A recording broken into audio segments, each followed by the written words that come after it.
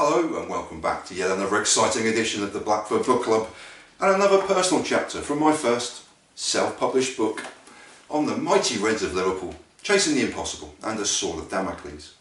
Now, I've read this chapter before, but I read it outside and there was a lot of background noise, so I'm going to use that as an excuse to try and give a modicum of justice to my own written word and read this chapter again. Beautiful Basel and a 6-goal thriller. FC Basel 3, Liverpool 3. 2 decades on from these 4 or 5 days crisscrossing the French-Swiss border, I can't recall exactly where on the outskirts of London I picked up codename Buns, but I did, and the collective we then headed toward the cross-channel ferry port of Dover. With a company car, a fuel card and several photocopied copies of our planned route, this was living the dream. The open road, a vitally important European football match for the Reds of Liverpool, and 2 young lovers still tugging at the ribbons and bows of the honeymoon banners on their year-long love affair to date.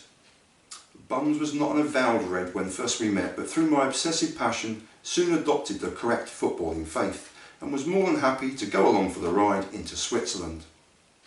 Working at the time on the edge of London as a runner on a TV production which starred Simon Pegg, and long before he became synonymous with films such as Mission Impossible and Star Trek, Buns took unpaid leave to guide us through the many mountain tunnels near the French-Swiss border and on through to the city of Basel. The only hiccup on our outward journey to Basel was of my own making, and one that still tickles me today, if only for its utter absurdity.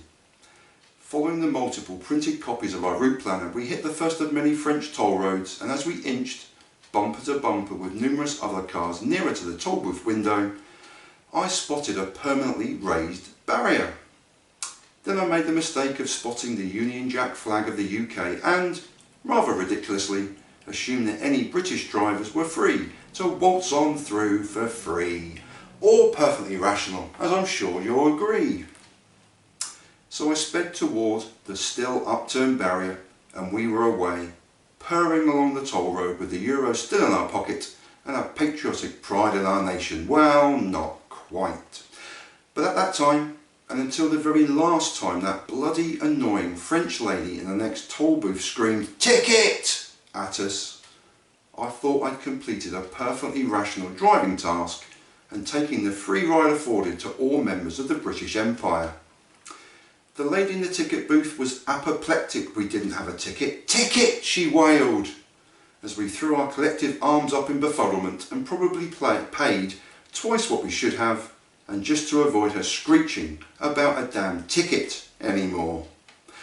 We arrived without any further self-imposed calamity in Basel late into the evening of the night before the game itself. The city was bustling with life and absent only one precious commodity: a hotel room. Whilst I parked up and watched with growing frustration yet slight amusement, Buns ventured from one establishment to another in search of a hotel room, and all to no avail. I can recall her now trudging in and out of these various places with a growing anger building inside her and a look of despondency at me at the lack of any vacancies at all. As we left Basel in the car and to search elsewhere for a bed for the night, we noticed that one particular place she tried had rather a penchant for hanging a red light in a window we hadn't seen before, so it was perhaps for the best that we slept in a hotel on the French border and under the flight path into a nearby airport.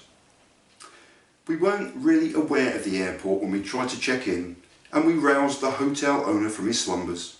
He came wearily to the door, almost as though admitting paying guests for the night was a chore, and wasn't in the least bit impressed with our smiling faces of utter relief that he actually had a room free and available. The owner held his obedient cat in his arms, and after the intercom discussion we just had, we assumed the word he was saying, but which we didn't quite comprehend on the loudspeaker, was cat.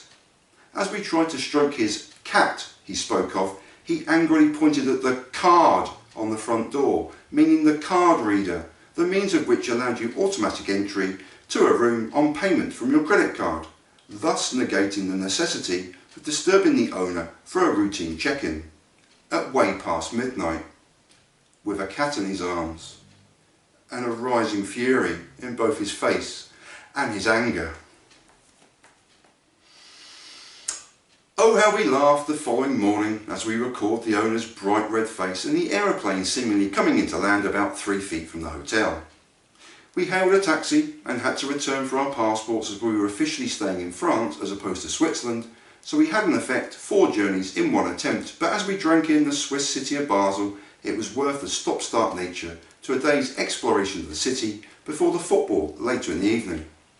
I found Basel reminiscent of my trip to another Swiss town, Sion, 15 years earlier. Vibrant, colourful, respectful and very welcoming. We simply ambled around for hours without a care in the world, I would guess, in beautiful retrospect. We found an incredibly busy bar and a more amenable empty shop nearby, selling cut-price beers, and sat outside with hundreds of other Reds excited for the winner-takes-all game ahead. After losing twice to the formidable and impressive Valencia under the watchful gaze of Rafa Benitez, an eventual replacement of tonight's Reds boss Gerard Houllier in 2 years' time, and a home draw with tonight's opponents Basel, Liverpool's task was crystal clear on this night. They simply had to win to progress past Basel in the group stage table to join Valencia in the knockout section of the Champions League.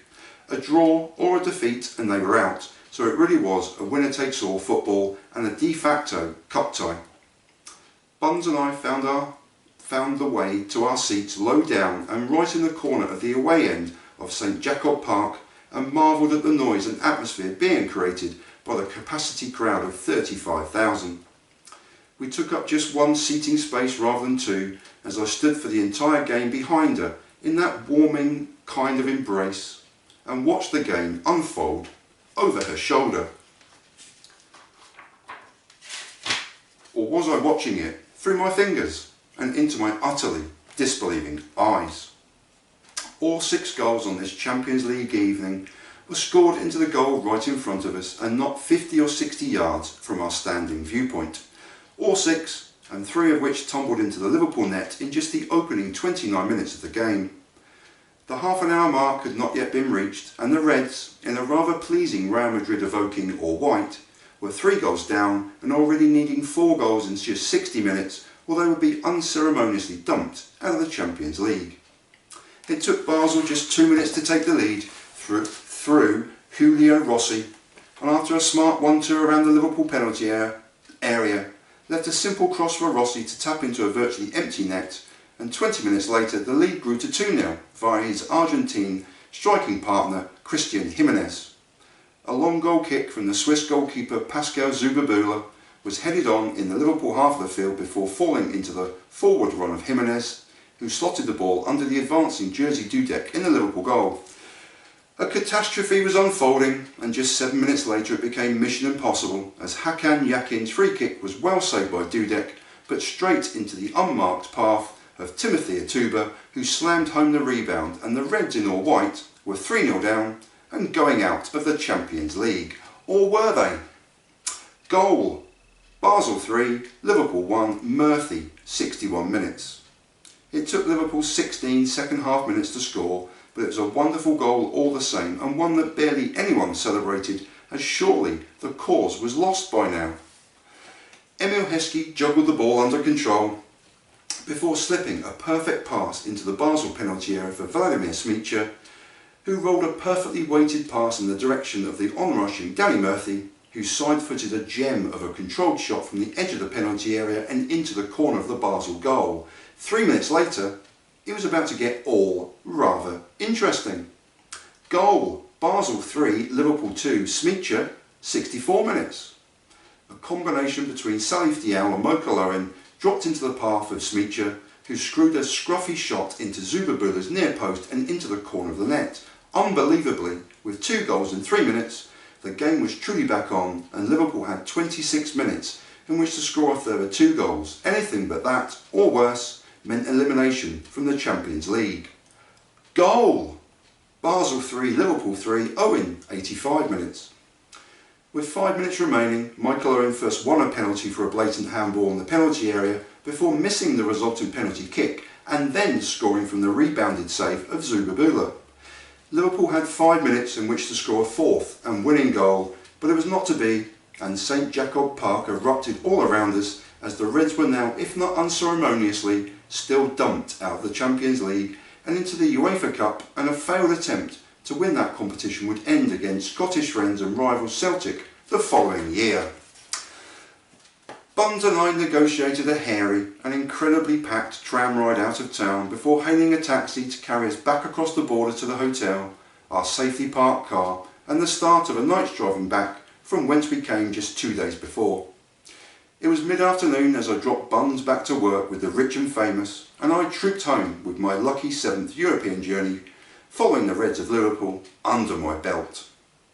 I look on with envious eyes at every European trip, and I'm thankful that I had a lucky 7 along the way. Memories, memories, memories. Chasing the impossible and a sword of Damocles. There'll be links below as to how you can buy said book, and also ways and means of supporting me if you can. But I thank you sincerely for being there, and for being at the other end of this crazy man in the corner of his room. Peace everyone, and solidarity. And thank you so much for watching. Peace everyone, and take it easy out there.